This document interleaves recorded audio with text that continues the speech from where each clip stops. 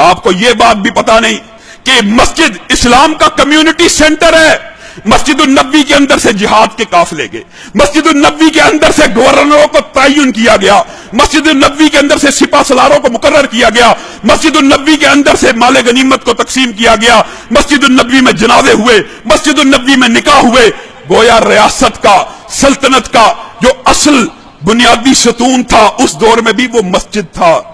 جب مسلمانوں نے کہا دین الگ ہے, کافروں کی طرح دنیا الگ ہے, اور دین کا مطلب پتا کیا ہے؟ دین کا اگر ترجمہ بھی کسی کو پتا ہو کہ دین کہتے ہی اس امر کو ہیں جو دنیا گزارنے کے سارے طریقوں کی رہنمائی کرے. حضرت شعیب کی قوم نے بھی یہی, حضرت شعیب کا کیا قوم سے جھگڑا تھا؟ حضرت شعیب کو قوم کیا کہتی تھی؟ یہی الفاظ جو آج ہمارے معاشرے میں موجود ہے. اپنی نماز کو مسجد تک رکھ لے, تیری نماز بازار میں نہ آئے.